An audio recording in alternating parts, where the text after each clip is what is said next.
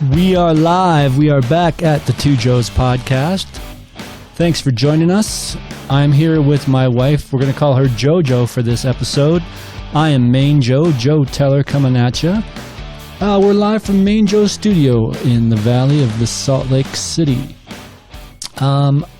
This is a practice session because there's this new show that I've recently discovered by the New York Post, and it's called The Basement Office. They talk about UFOs. You know, UFOs have been a hot topic lately because a lot of things have been coming out. The military has been releasing videos and saying, yes, this is real, this happened. So that's where we're at, and we're going to watch some of the show. JoJo, say hi, JoJo. Hello, this is JoJo, and I believe in aliens. Yes, I have some good proof. She has proof, people, and I am kind of a skeptic, but I'm very curious. I'm very, very interested, and even more so now that the military has fessed up and said, okay, we're seeing weird shit out there. So I'm very curious about what is this weird shit? Where is it coming from? What's it all about? All right. Have you heard about some of these Tic Tac videos that have been released and are on YouTube now? Are you aware of that? Of any of these videos? Have you? Because I know you don't watch YouTube as much as I do. Yeah. So the Tic Tac videos are the ones that come from the fighter pilots. Is that correct? Yes, correct. Yeah. Correct. So in this first episode that we're going to touch on a little bit, we're going to pause it, comment on it, have some fun with it. This is The Basement Office, a New York Post YouTube video. This is episode 1, and it's entitled The USS Nimitz Tic Tac UFO AATIP FAA, the Navy, and Pentagon. So let's watch this a little bit and we'll comment on it and see where we're at. Unless you want to start with kind of like where you're at with UFOs. Like I said, I'm just curious about them. I've been curious for a long time. I'm kind of a skeptic still because I haven't seen enough concrete proof. So where are you at with things? What is this proof that you say you have?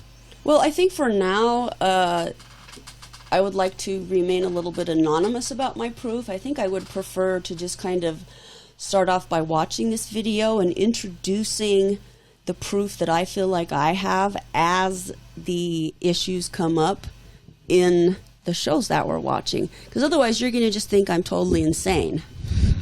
So how does that sound, Sounds good. Joe? That sounds good. Let's roll it then. All right. The biggest revelation in the human experience. We would have to rethink everything we think we know about ourselves, our place in the cosmos. And it is scary.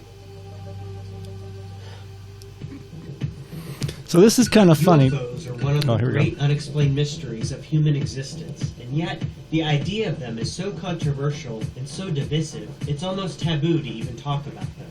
Well, in this series, we're going there. And we're going deep. Oh my gosh, dude.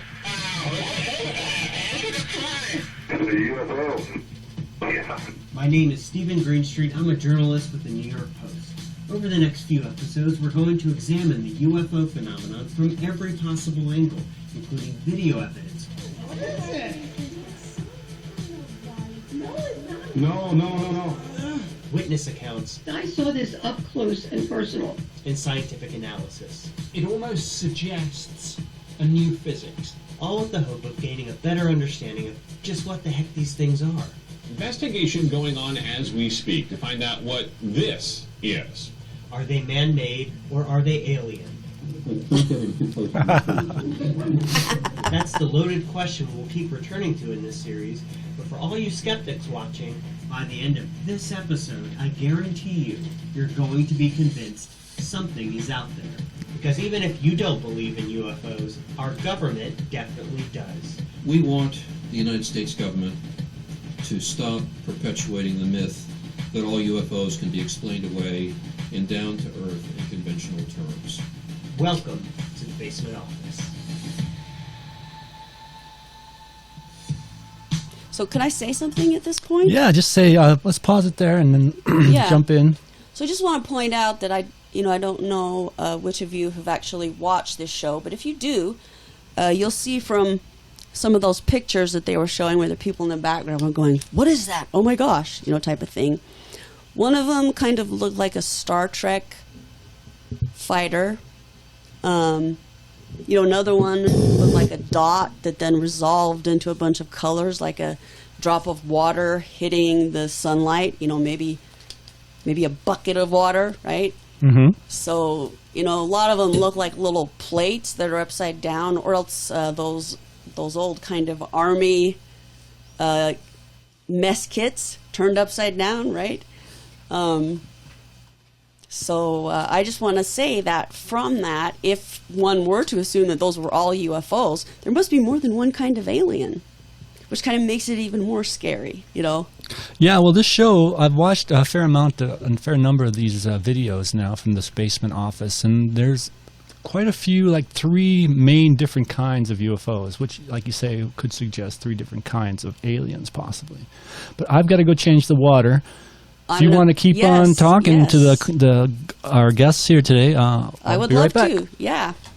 So at the very end, where we just shut the video off here, at approximately 2 minutes in, it shows a picture of, you got this guy dressed up as your standard alien, with the elongated head and eyes. He's kind of gray, and he's got huge hands with his fingers that kind of come at you, because they're so long and jointed, almost like a huge daddy long leg on each hand. And so the guys were like, don't get too close to me. You look too real, So I guess my question to all of you out there is that fear justified? Or is it not? Are there aliens?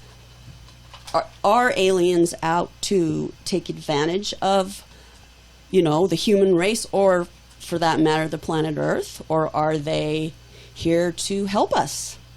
Or to learn from us, or to teach us things, or to destroy us, or to enslave us, or to eat us, right? And, is all of that fear really worth it? It's going to be interesting to see with this show that we're going to be sharing with you, if they have found any evidence that aliens have actually been doing something negative towards the Earth. Now, I'm sure we've all heard the horror stories about people being abducted by aliens, and that's always been kind of a psychiatric diagnosis, right? In our consensus reality. It looks like that's about to change a little bit. Some of these people with these stories of having encounters with aliens and being taken up into their ships. I guess maybe with or without their own permission. So that's an abduction. And then they get experimented on or whatever. We've all heard these stories. So I'm going to posit that there are ones that have a negative, non-empathic society that are attracted to the Earth, and those could be a danger. And that there are many, those that are, like humans, capable of empathy, that are actually here to interact with us, enjoy the difference between species, and kind of learn from each other. And, that could be the majority, or perhaps the non-empathic ones are going to come get us anytime soon. Here comes MainJoe. Okay, so you're talking aliens like they're from another planet, dimension, whatever. Just from the little bit I caught at the end there. Is that correct? Well, they could be both, in my opinion. Well, okay, and let me throw another one in there, because the reason I'm pushing back on that a little bit is, what do you think if it's ourselves? What if it's new technology we've developed? Or what if we're coming back to this time from the future? I love that. I love the possibility of that, and absolutely, that could be some of this. I'm sure that that we will continue to evolve. Humans right now do not look exactly the same as they did, True. 100 years ago. Yeah. even. Or, yeah, further back. Like, my uncle is very proud that he's got some Neanderthal genes in him. You know what I mean? It's like... So, but actually what I was saying is that I believe, and I have experienced more than one type of alien with more than one type of agenda. Mm-hmm. And is there reason to be terrified or not? Yeah, because you have a friend who's kind of terrified of the topic, and I'm pretty sure MainJoe, correct me if I'm wrong, MainJoe, but he's not really thrilled about the topic either. I've tried to bring it up in the past for one of our podcasts, and it didn't really go anywhere. Yes, and I actually, I have a close friend who is an expert, not only from studying and looking at scientific data, but also from personal experience.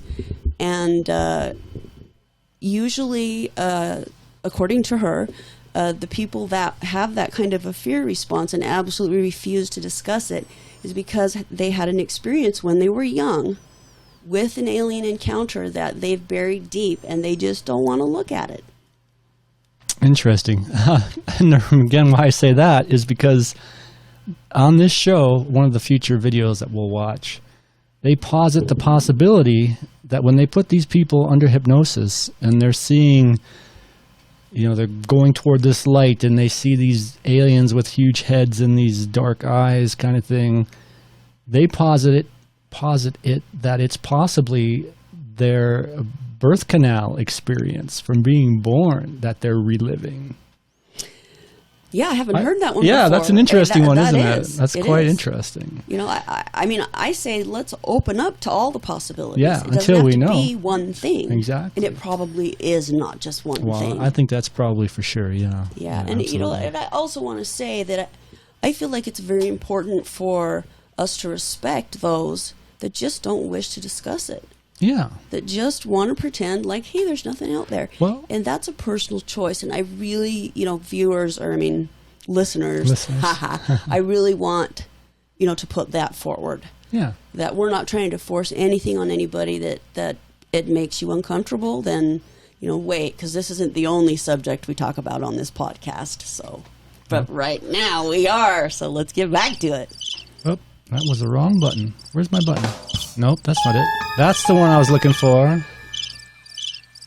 Nice, huh? Should I say what I said again? You can push it at the right time. Well, no. This is just a practice podcast. Okay. It's not going anywhere. That would have been great. I might let MainJoe listen to it, but that's probably about it. Well, maybe not if he doesn't like aliens. Remember that. Yeah, he might get a kick out of it. Oh, yeah, it's true. Maybe he doesn't want to listen to it. Yeah. No, that's a good point. All right. Well, let's play a little bit more of this. We don't have a lot of time today, so I want to keep it rolling. Let's see what else they're talking about on this show.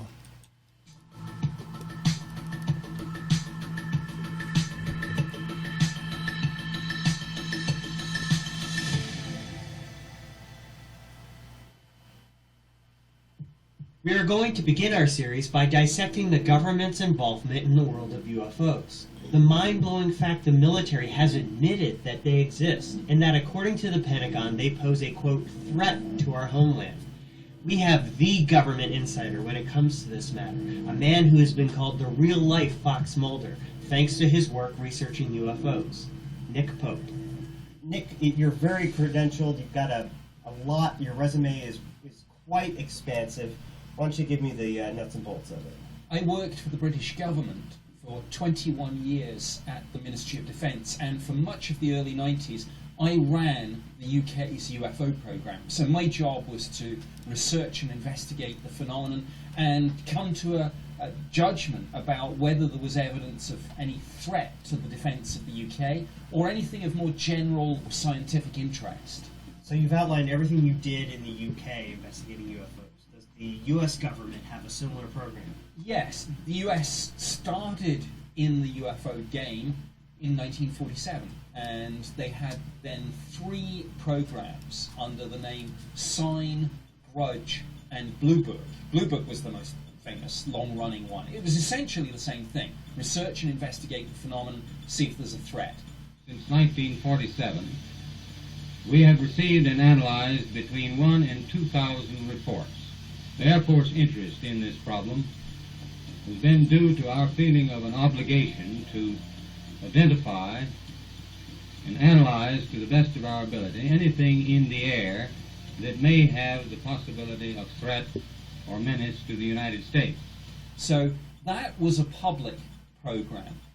Then in 1969, they pulled the plug. They said, okay, we've investigated, haven't found any evidence of a threat. We're out of the business of looking at this. And very recently, it was revealed that actually they did have a program, and probably still do. And I'm amazed how little political fallout there has been over the fact that the media and the US people were effectively misled on that issue for decades.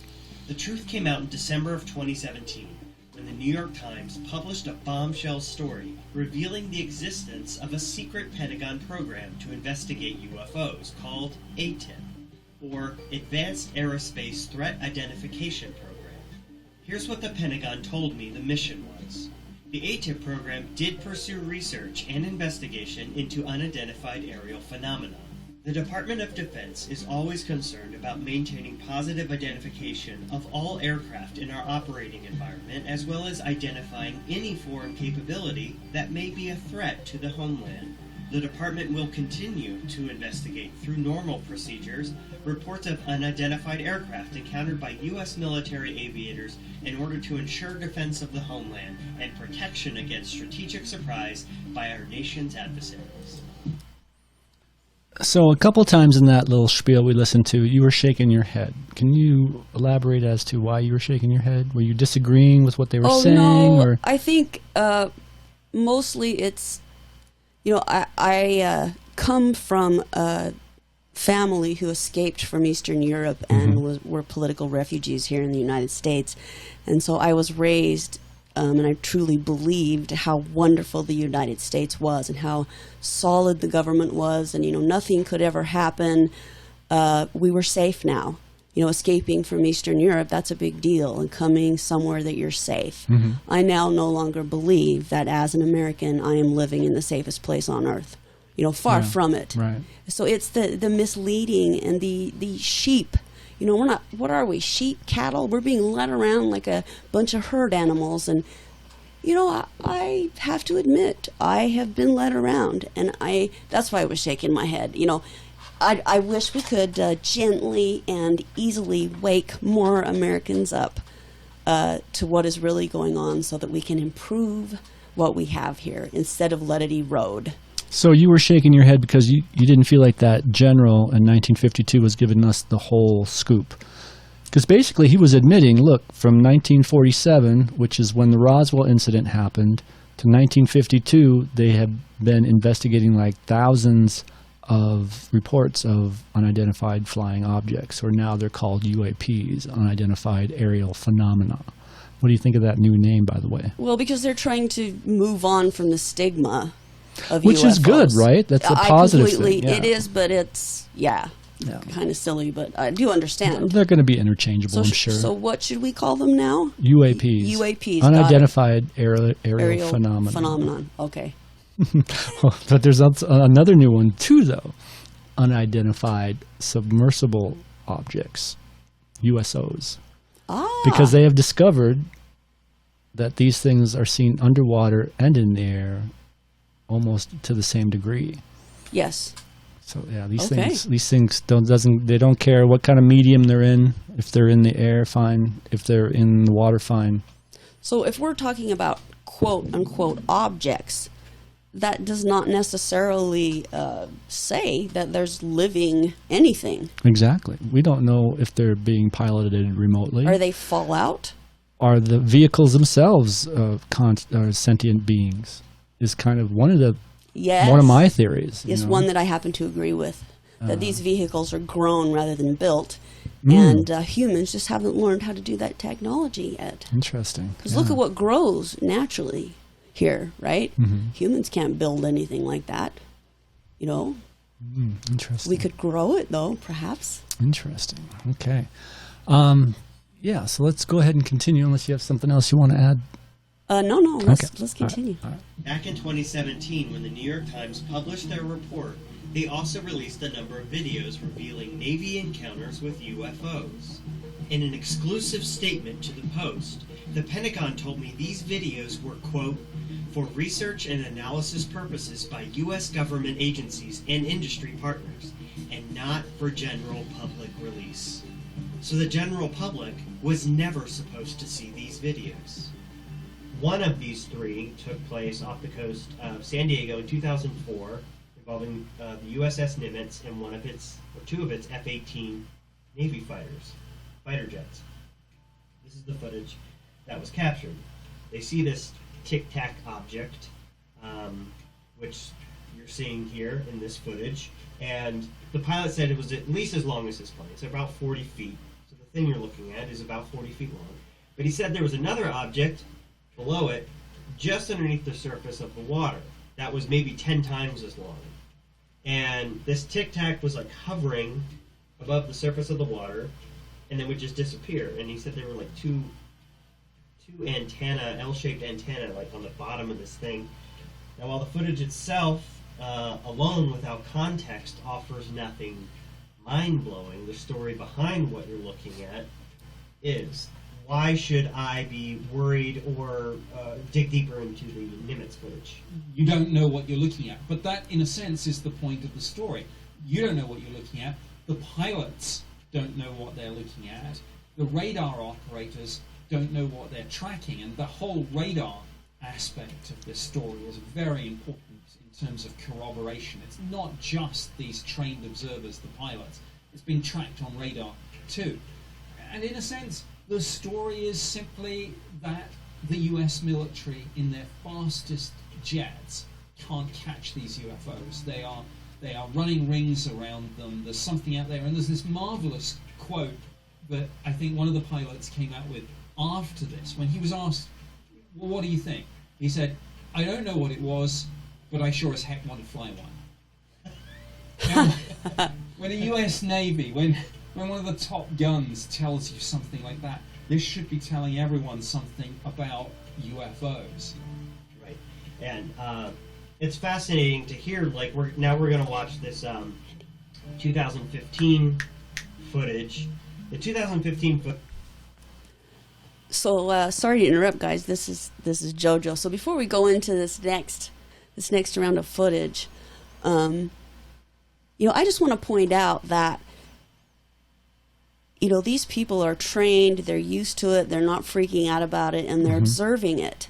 And that shot where they show the thing underwater, how do we know that wasn't a whale? Or it was glowing. Oh, was it? It was at night? It was glowing? No, it was during the day, and it was glowing. Oh, because there were waves that on grow. the top. Well, yeah, maybe. Well, aren't there waves before a whale surfaces? Yeah, I mean, it could have been a whale. All we know now is that tic-tac was hovering above the disturbance in the water, which was, disturbing the water and also glowing. But yeah, we don't know what was under the water. I mean, what if that was a UFO created by the whales? Right? I love it. So there's one I haven't heard before. Right? Interesting. Humans, we're doing a lot of genetic stuff. We're manipulating. We're creating. Where a lot of humans aren't comfortable with that yet, because they feel like we're intruding upon some kind of special position that only God can have, right? Creation. Well, I'm a woman. I have it, right? So what if the whales have figured out how to alter their creative force in order to produce things that can help them survive? Because we, as humans, are killing them off. Wow. We are their enemies. I think it's far-fetched, but I absolutely love this theory. This could be like the dolphins and the whales producing their military force to combat us, essentially. They're getting ready to go live, people. Well, I mean there's plenty of studies out there that have shown that they are at least as, if not quite, there's a very good chance that they're way, way ahead of us as far as intelligence, as far as empathic intelligence. Well, and plus it goes along with your organically made spaceship theory too. I think it's quite fascinating. I really like this one. I'm going to keep this one in the back of my Well, mind and and this see is if only there's one type of more alien, corroborating evidence. This Yeah. is only one way that I believe that other races are making their ships is biologically. There are other races, and keep in mind that I'm saying races because we are one thing. We are the human race. Right. So that word does not mean what it used to mean. Now that we have acknowledged there are other races. Yeah. So that's a good other point. races of beings are making theirs kind of sort of the same way we manufacture stuff. I do believe that they're on more of a similar track to humans, where we build things out of dead stuff rather than growing. Interesting. So yeah. Okay. Yeah. All So right. this is in 2014. Here we go. So that last one was 2004, but it didn't come out until 2017. And this one's a little bit newer, I guess. Footage was taken off the East Coast. Same deal. FLIR footage from Navy fighters. 2015. There's a whole fleet of them. What's on the ASA? A fleet of them. Oh my gosh. They're all going against the wind. The wind's 120 knots to the west. The whole thing, dude.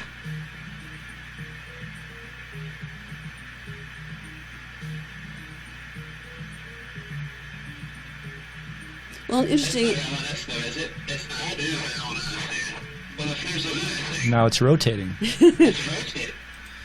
What were you going to say? That obviously that time the plane was able to keep up with it for quite a while. No.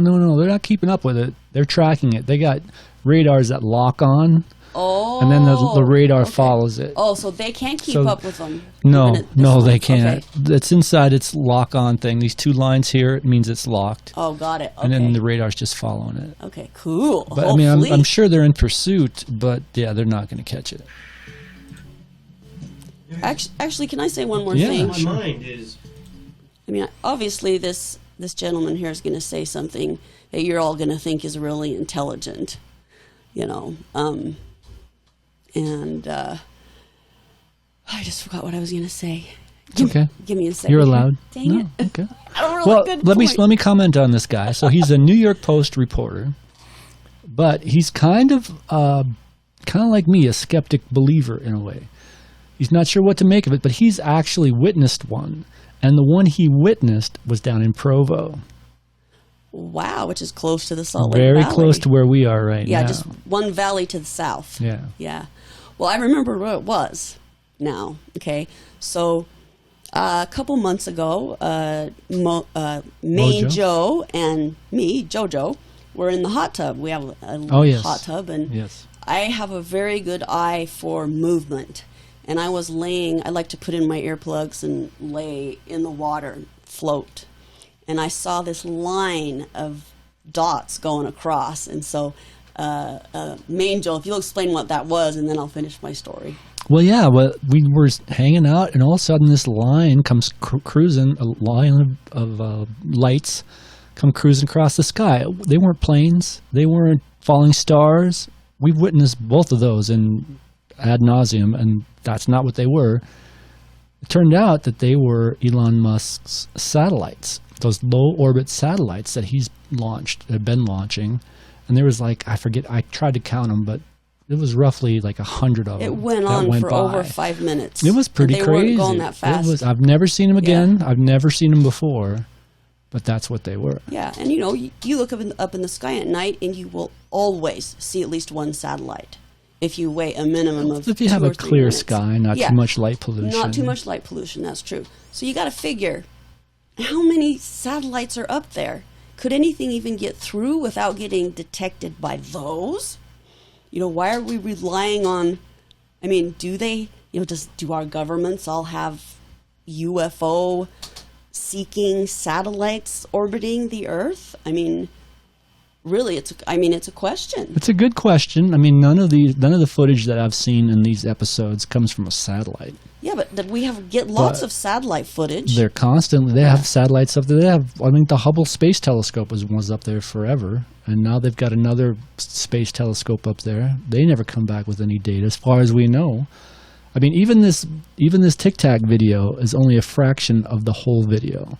The whole video was like 10 to 15 minutes long, something like that. Yeah, this one that they released that leaked I'm just saying is only a it's few minutes suspicious. long. Yeah. And it's stupid. It's a not good logical. point. It's like, why do people go, oh, okay, aircraft, Air Force fighters can see him, but we've never caught him on a satellite image with all the space junk. They've never ran into anything. You know what I mean? Well, it's a big sky, as one Air Force pilot told me once. Okay, good. Well, let's keep on. Yeah. I'm interested in what this gentleman has to say. Again, people whose full-time jobs are to defend this country, to take to the air, identify threats, know when they're there, and to take them out. They see these things and they're like, wait, what do we do? And when they start suddenly saying, look at that thing go, there's a whole fleet of them, and you can hear the tension and excitement in their voices, and you know that something extraordinary was going on. And the last clip we're going to play is the third of these 3 videos that were released. It's called the Go Fast Ufo, where these pilots observe an extremely fast-moving object and are able to actually hone in on it. Their cameras are actually able to lock on this object, and you hear it in their voice. In fact, I'm going to turn it down because they get so loud. There it is. They're trying to lock in on it. This thing's moving.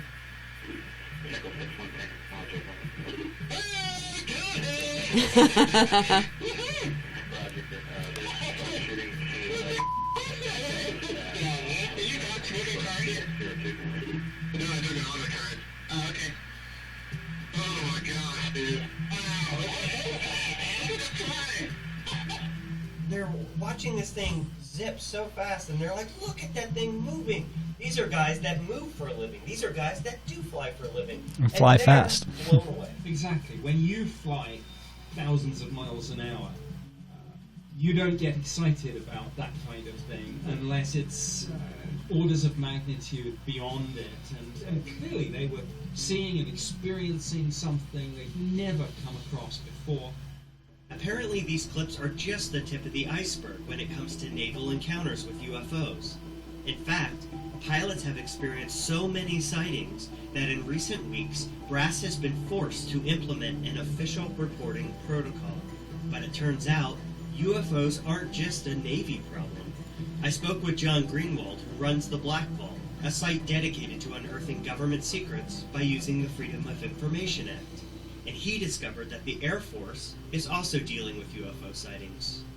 There's an Air Force manual that was called 10-206. It was undeniable proof that the Air Force was mandating their personnel officers to report UFOs. And so I traced the lineage of that particular document all the way through where the UFO reports had gone and so on. I am comfortable saying that there were UFO procedures, and obviously they're there for a reason to investigate. And what I did through the Freedom of Information Act was not only discover that document, but throughout the years see that they were actively updating it. Now, why is this important? Well, because you could easily argue if something is not updated, then it's potentially a manual, a procedure, something on the books that they forgot about, that they don't care about.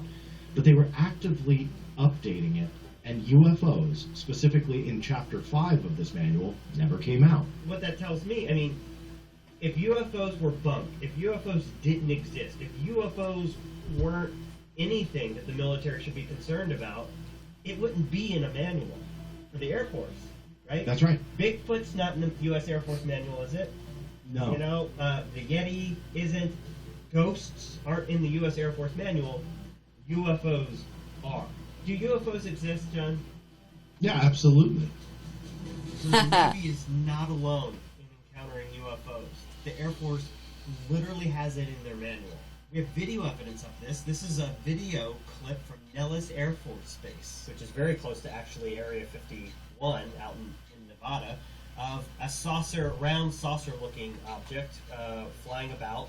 And the military folks viewing this and observing this or commenting on it, or what the heck is this thing? Do we have anything out? What's going on? And of course, this being close to Area 51 could be anything. But the fact that these guys on base have no idea. This is where it gets interesting to me. Now, I don't buy into many of the conspiracy theories about this, most of which say, well, it's probably some secret military program. These are the people that run the secret military programs, and when they're the ones having the discussion saying, hey, we've got this weird thing, then it should be a wake-up call for everyone. So I'm pausing it because as you know, I was in the Air Force for a time. Yes. And yes. I never saw anything weird. But I also knew a guy who was in the Air Force. He was air traffic controller, and he worked at Nellis Air Force Base. And he said he's seen a lot of weird shit. That's basically what he said. But and I also want to reiterate, these are unidentified flying objects. That doesn't mean they're aliens. One of my theories is that it's basically technology that we're testing that we haven't released to the public yet. And that's what we're seeing is just test flights. Well, hold on. They just blew that one out of the How? water. How so? Did you listen to the last I 5 listened to him. minutes of He the said video? what? He said, we'll see how right I am. He said that here you have these military personnel in these both branches, Navy and Air Force. Right. They would be the ones who were testing that crap. Would so they they be? wouldn't be seeing things that they don't know what are. They wouldn't have it in their manual to report stuff that they don't know what it is. If somebody would know what it was, right? If it was supposed to be some secret kind of tech, why would they put in the manual for everybody else who's not involved in this secret thing to report it? Well, that's a good point, but that's one of the things that made me want to push back on it, because I was in the Air Force. That friend of mine was in the Air Force. He saw weird shit. We're not the ones testing it. I mean, I saw the space shuttle come through my air base once the whole time I was in the Air Force. It was very cool to see. I bet. But, it's not like we're in the loop, man. And so they've got to put that in the manual or else, but who knows where those reports get funneled to. They talk a little bit about that in these shows, too. There's a procedure, and they get funneled, and they get classified, top secret, almost right away. Like they're trying to hide them. Well, yeah, if it's their top secret tech, and wouldn't that you does wanna match hide your it? theory. Yeah. I have to say, after discussing it here, I do see your point. Absolutely. And that's from a wife, so hey. And military personnel are not the only pilots encountering UFOs. We're actually going to listen to audio, FAA audio, of commercial airliners having close encounters. This first one takes place off the coast of Oregon in 2007. I haven't heard these yet. You know what, that target south of Barbados, that 0027 code moving very fast at 37,000? Oh, look at that thing. Yeah, that's crazy. Huh. And you don't have anything on him, huh? I got nothing. Well, look. Yeah, FBI 612. It's just a white speck out there. I mean, we can see it, but there's no identification on it. Just says that it's there. Where this guy ended up, we don't know. Oh, so we still don't know. No. The fighters scrambled. They went out looking around a little bit, but we lost anybody having sight of the aircraft. Wow, that's weird. It's really weird, yeah. Well, this is typical of, I guess, the sort of case that interests me. A UFO where you're having this discussion, and it's not some friend of a friend story. We have the recordings. And for the skeptics who say that no one takes UFOs seriously, they scrambled military jets to try and intercept this thing and get a look at it. And wait, what does it tell you? When an F-16 can't catch something, then clearly it goes back to the point, speed and maneuverability. These UFOs, whatever they are, run rings around our best air defense fighters. From your lofty position at the Ministry of Defense investigating UFOs, what are some of the mind-blowing realities about these observed objects? Well, I think it's the speeds and the maneuvers. I've sat down and spoken to Air Force pilots, commercial pilots, radar operators, who have told me about visual sightings and radar tracking of objects, performing speeds and maneuvers that we simply can't match. I mean, not just it's a little bit faster than us, because then you could say, well, maybe it's just next generation stealth fighter. But orders of magnitude above and beyond anything we can do. The idea that an object can hover, a huge object, you need an incredible amount of energy to keep something hovering like that. Some of these UFO reports, credible reports, pilots, military personnel, police officers, talk about objects the size of a football field, the size of an aircraft. No sound. No sound. They don't break the sound barrier. Yep. They're going Mach 2, 3, 4 to 10. No sound barrier. Boom. No sonic booms. It almost suggests a new physics, or rather, physics that we currently can't understand or replicate. Okay, so the clip we're going to see here takes place over the Atlantic Ocean off the coast of Ireland between... Yes, UFOs. Very nice. All right. So all these pilots, whether they're commercial or whether they're... Commercial pilots seeing something pass over the top of them, then they're handing it off to the control tower. The control tower's talking to the next plane behind them, and they too see the same object, but nothing on radar. And he says there's hundreds of them. And then that's what, prompted me to make that comment I did in that last segment. I've been on lots of planes and never saw anything weird. You've probably been on more planes than I have. Have you ever seen anything weird? No, not out of the window of a plane. Yeah, I've seen plenty of weird things. All right. Well, go ahead. So the other half of that point is, you've got commercial pilots as well as government defense pilots. And private pilots. That one was a Learjet. And then you got people obviously on the ground. We haven't even got to that yet. Or people while they're dreaming. I mean... We're commenting on the show and relating it to our personal experiences. Don't go off into left field here. Thank you very much. Left field is where I live, baby. All right, so looking forward to the next episode. Thank you very much for having me on. First, we got about 4 minutes left here in episode 1, and then we're gonna come back, wrap this our final thoughts on episode 1, and then we'll probably jump right into episode 2. We'll see where we're at. Okay. All right, we'll be right back with you.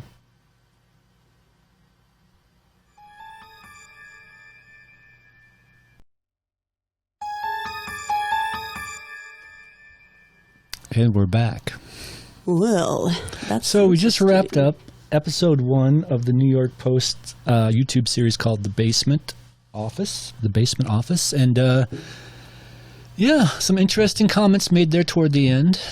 Any comments on any of that, or would you like me to pose a more specific question, perhaps?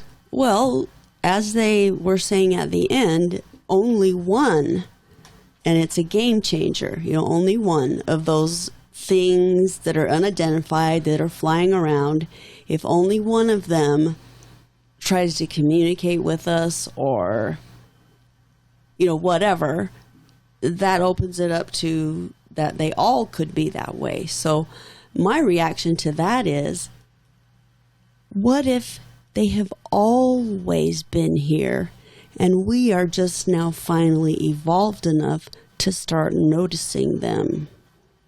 What if we're part of their garden? That's an interesting point, and I think similar points are going to be made in this series further along. But I kind of want to push back on one particular thing. He said the alien thing. He said only it's either aliens or and it only has to be an alien in one of those sightings to be a game changer. But I disagree. Maybe what if it's us from the future? What if it's a time traveler? I mean, in that case, it would still change. It'd be a game changer, but it wouldn't necessarily be aliens. Well, true. And another thing, that is a good point. I think at this point in my life, I can, without a doubt, from all the videos I've seen, all the shows I've watched, without a doubt, unidentified flying objects exist, right? Okay, I think I can go there. These things are out there. Maybe I haven't seen them, but a lot of people have, and I've seen tons of videos. So I'm not saying like this guy, I'm not saying that they're aliens necessarily, but they're aerial objects flying around our airspace, and we don't know what they are. And the logical next step, you are not willing to take.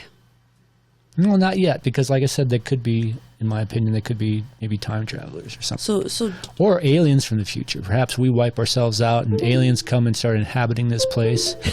And then they go back in time to say, okay, we want to study these humans that were here before us. How do we do that? Well, you go back in time if you have the ability to time travel, right? Well, it could be a cross of both of them. I'm sure it is. But those are not what you are admitting to at this moment. I think those might be history lessons up there. Okay. What are you actually admitting to? Only that I'm only admitting to that I think I can say without a doubt in my mind that there are flying objects that are unidentified flying around the planet. Okay, but you're not willing to... I don't know if they're drones. I don't know if they're military. I don't know. You don't where know they're what from. they are. They're unidentified. Okay, and so, but you don't want to figure out what they are. You Well, just I'm want hoping to. stay That's why I watch all these videos. Is I've now convinced myself that unidentified flying objects exist. Now I've got to convince myself that there's someone actually driving these suckers. Well, exactly, or someone creating them, you know? Yeah. And it's kind of like sticking your toe into the pool and going, the water feels okay, you know? Maybe you're ready to jump in. You sound like you already have. Well, I fully admit that I already have. And it's only... All right. So, anything else to add, or should we jump on into episode 2 of The Basement Office? Let's go for it. All right, we'll be right back.